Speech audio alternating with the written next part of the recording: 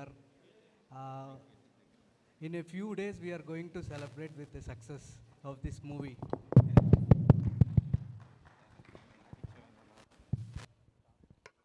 అందరికీ నమస్కారం.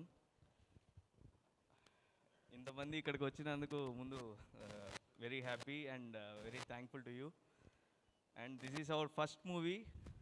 We hope you all bless us and please do watch our movie in the theaters.